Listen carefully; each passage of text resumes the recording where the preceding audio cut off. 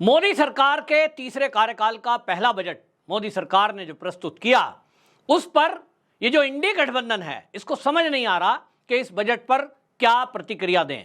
असल में बजट इतना खूबसूरत प्रस्तुत हुआ है कि पूरे भारत में बल्कि दुनिया में इसकी तारीफ हो रही है। जहां एक तरफ इसमें युवाओं के लिए 4 करोड़ रोजगार उपलब्ध कराने की बात कही गई है, वहीं युवाओं को नौकरी के बजाय अपना खुद का उद्योग धंधा खड़ा करने के लिए मुद्रा लोन को बढ़ाकर डबल कर दिया।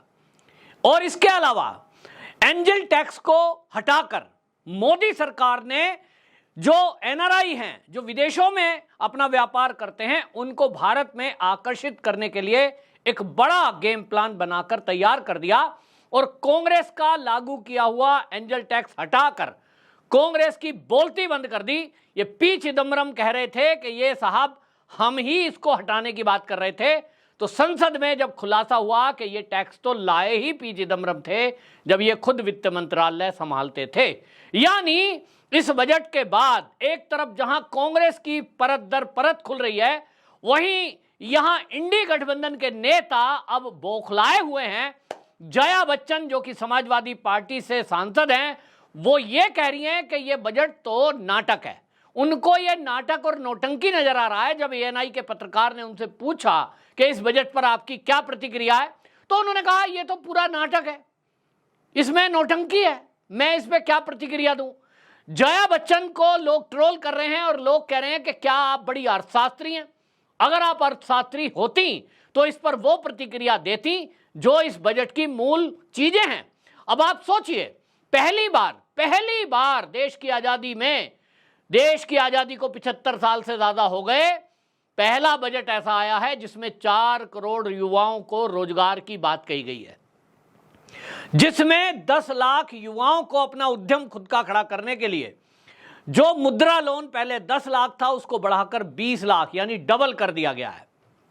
इसी तरह एंजल टैक्स जो मैंने जिक्र किया कांग्रेस का लगाया हुआ था, वो एंजल टैक्स पूरी तरह से समाप्त कर दिया गया, जिससे अब विदेशों में जो व्यापार कर रहे हैं भारतीय, वो और जो भारत के बाहर उद्योग धंधे, खास तौर पर चीन, वहां से हटकर अब भारत का रुख करेंगे, क्योंकि कांग्रेस ने उसको एक काला धन लाने का रास्ता बताकर जो टैक्स लगाया था, उसके माध्यम से कुछ ये पैसा लेने की सरकारों को कुछ इन्होंने कवायद शुरू की थी। लेकिन उससे हुआ ये कि जब आप 30% तक टैक्स सरकारों को देंगे तो उद्योगपतियों का कहना था कि फिर हम कमाएंगे क्या, और इसलिए भारत का रुख करना लोगों ने बंद कर दिया। लेकिन चीन इससे पनपता चला गया, तो कांग्रेस की एक मानसिकता दिखाई दे रही थी कि किस तरह से वो चीन को बढ़ावा दे रही थी, चीन के उद्योग धंधों को बढ़ावा दे रही थी। भारत के उद्योगपति भारत छोड़कर विदेशों में अपना, खासतौर पर चीन में अपना उद्योग धंधा लगा रहे थे, क्योंकि वहां इस तरह के मोटे टैक्स नहीं है। यानी एक षड्यंत्र का खुलासा हुआ। तो अब विपक्ष को समझ नहीं आ रहा तो करें तो क्या करें। आपको यह भी बताऊं कि मोदी सरकार फ्रंट फुट पर खेल रही है। पहले ही जैसे इन्होंने संविधान की दुहाई देते हुए शुरुआत की थी, संविधान बचाओ, और मोदी को घेरने के लिए एक प्लान बनाया। जितने भी इंडी गठबंधन के सांसद हैं वो संसद के अंदर शपथ ग्रहण में एक संविधान की प्रतियां लेकर आए, और इनको लग रहा था कि हमने बड़ा मास्टर स्ट्रोक खेल दिया है। पूरे चुनाव में संविधान बचाओ की बात कर रहे थे। इनको लगा मोदी को घेरेंगे, सदन नहीं चलने देंगे, और संविधान की प्रतियां लेकर आए थे। तो जैसे ही ये संविधान की शपथ ली, उसके बाद जब भारतीय जनता पार्टी ने जवाबी कार्रवाई करने की शुरुआत की, तो ये भागते खड़े हुए और ये कहने लगे, साहब आप इस पर ऐसे बात नहीं कर सकते। मोदी जी ने बजट पर भाषण देते हुए फिर से एक बार जिक्र कर दिया कि कांग्रेस 500 साल पुरानी बात करेगी, लेकिन हम 75 की बात करेंगे, यानी इमरजेंसी की बात करते हैं। तो ये कहते हैं साहब पुराने मुद्दे क्यों उठा रहे हो, उठाए जाएंगे, क्योंकि कांग्रेस के कार्यकाल में वो आपातकाल जब लगा, बड़े नेताओं को जेल में डाल दिया गया, पत्रकारों को जेल में डाल दिया गया, कई अखबारों पर बंदिश लगा दी गई, यहां तक कि फिल्मकारों तक पर भी बंदिश लगाई गई। तो उसका जिक्र क्यों ना हो। जैसे ही इमरजेंसी का जिक्र हुआ, जैसे ही भारतीय जनता पार्टी ने काला दिवस मनाया, तुरंत कांग्रेसियों को समझ में आ गया कि उनका पासा उल्टा पड़ चुका है। पासा उल्टा पड़ा तो आपको बता दूं 25 जून 1975 ये तो ब्लैक डे मनाने की घोषणा कर दी भारतीय जनता पार्टी ने। तो अब किसी भी इंडी गठबंधन के या राहुल गांधी के, सोनिया गांधी के मुंह पर अब संविधान बचाओ बात तो आएगी नहीं। मुद्दा खत्म। दूसरा मुद्दा इन्होंने उठाया कि बजट में कुछ नहीं है। जैसे जया बच्चन ने कह दिया बजट तो उसको नौटंकी दिखाई दे रहा है, तो राहुल गांधी की भी प्रतिक्रिया आई। जब बजट प्रस्तुत हुआ तो उन्होंने पहली प्रतिक्रिया क्या दे दी?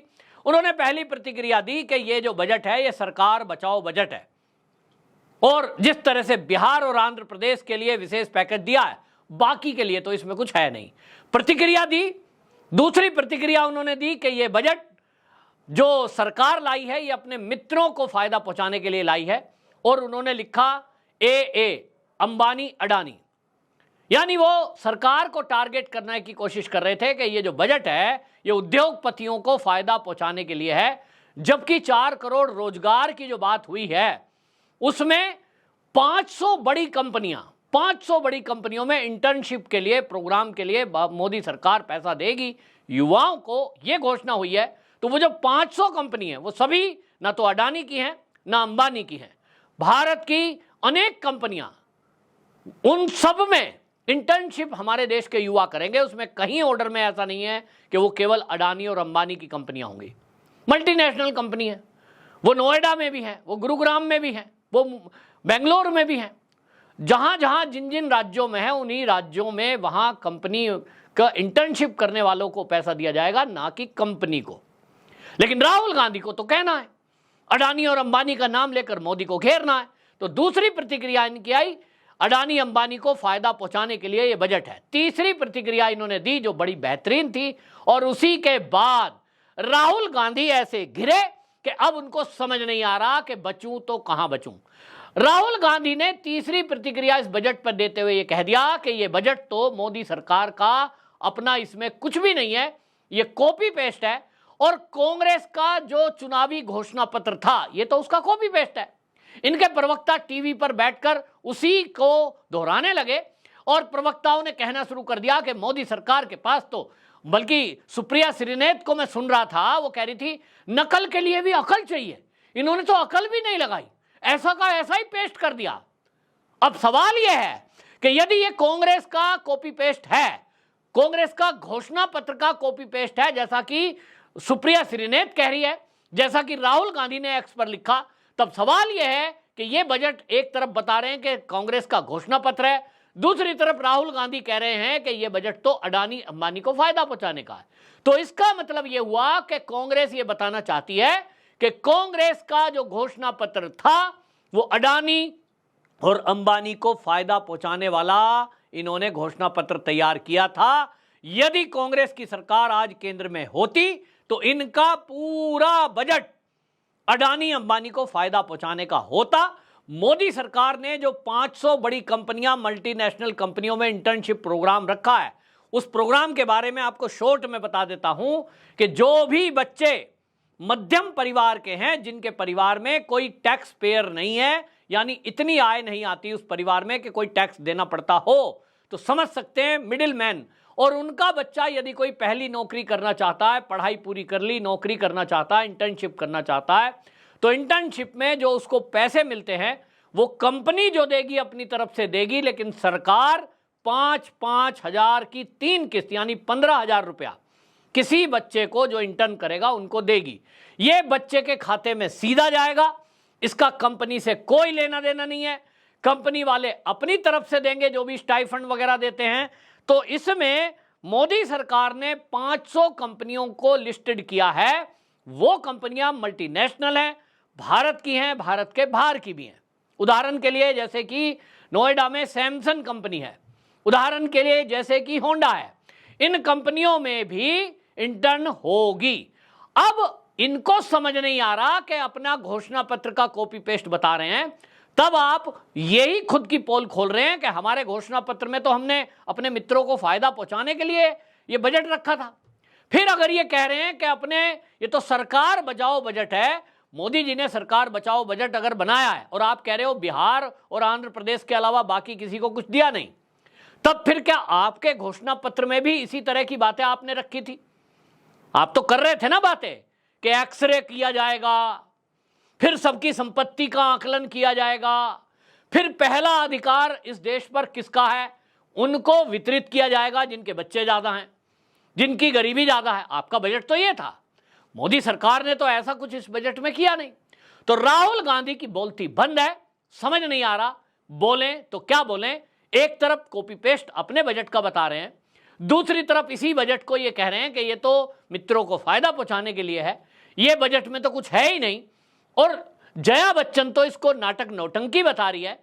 तो फिर क्या सारी नाटक नौटंकी, इंडी गठबंधन जो घोषणा पत्र जारी कर रहा था कांग्रेस, उसका नाटक नौटंकी था घोषणा पत्र। अब जया बच्चन से कांग्रेसियों को पूछना चाहिए कि आपने हमारे इस घोषणा पत्र को नाटक नौटंकी कैसे बता दिया। अब नाटक नौटंकी कैसे बता दिया ये तो मुझे बताने की जरूरत नहीं है। जया बच्चन असल में ये कहना चाह रही होंगी, मुझे पता नहीं है, लेकिन वो मोदी के बजट को कह रही है नौटंकी। असल में राहुल गांधी ने कह दिया कि राहुल ये जो बजट है ये तो हमारा है, हमारा कॉपी पेस्ट है। तो जया बच्चन ये कह रही है इनडायरेक्ट कि कांग्रेस का जो घोषणा पत्र था वो नाटक नौटंकी था, कुछ भी नहीं था। क्योंकि राहुल गांधी कह रहे थे खटाखट योजना आएगी, 4 जुलाई को महिलाओं के खाते में 8,500 की पहली किस्त पहुंच जाएगी, वो आई नहीं तो नाटक घोषित हुआ। और भारतीय जनता पार्टी के लोग तो कह रहे हैं केंद्र में आपकी सरकार नहीं आई तो जिन राज्यों में आपकी सरकार है वहां दे दो, वहां भी नहीं आई। इसका मतलब कांग्रेस का घोषणा पत्र कोरा एक नाटक था, कोरा एक नौटंकी थी। जया बच्चन उसी नाटक नौटंकी की बात कर रही है। अगर मोदी के बजट की बात करें तो उसमें तो जैसा मैंने कहा रक्षा बजट 6,21,940 करोड़ कर दिया गया है। इसी तरह हायर एजुकेशन का लोन 10 लाख कर दिया गया है, मुद्रा लोन 10 से बढ़ाकर 20 लाख कर दिया गया है। और इसके अलावा एनपीएस वात्सल्य स्कीम एक आई है। आप भी यदि कोई आपके परिवार में 2 साल 5 साल 6 साल का बच्चा है तो आप समझ लें ये स्कीम मोदी सरकार आपके लिए लाई है। अगर आपके घर में 3 साल का बच्चा है, उदाहरण के लिए दे रहा हूं, 10,000 रुपया महीना आप उसके खाते से सिर्फ एक में पैसा लगाते हैं, डालते हैं। जब वो 18 साल का होगा तो 63 लाख रुपया उसको मिलेगा। यानी 18 साल का होने के बाद उसको कुछ व्यापार करना है, कुछ बड़ा कुछ करना है तो 63 लाख रुपए उसे मिलेंगे 10,000 रुपया महीने का सिप में डालने से। ये स्कीम लाई है, बहुत बेहतरीन बजट है। अब इंडी गठबंधन वाले तो खुद ही अपने बयानों में गिर गए हैं। जया बच्चन को पूरे सोशल मीडिया पर ट्रोल किया जा रहा है कि ये नाटक नौटंकी करने वाले लोग ये राज्यसभा में पहुंच जाते हैं शोर सिफारिश या पैसे के बल पर, बाकी इनको पता कुछ नहीं है। पता होता तो इस तरह से जया बच्चन बात ना करती। और जया बच्चन को तो थाली में छेद की बात याद दिलाई जा रही है कि किस तरह से बॉलीवुड में नशाखोरों को वो बचाने की कोशिश कर रही थी। और जब रवि किशन ने कोई मुद्दा उठाया कि बॉलीवुड में ड्रग चल रही है तो ये उनको कह रही थी कि ये तो थाली में छेद करने वाले हैं। यानी जया बच्चन को ट्रोल किया जा रहा है और इसीलिए ये सब इनकी बोलती बंद है। बहरहाल पूरे देश और दुनिया में मोदी के बजट की तारीफ हो रही है। आपकी क्या राय है कमेंट बॉक्स में जरूर बताएं। वंदे मातरम।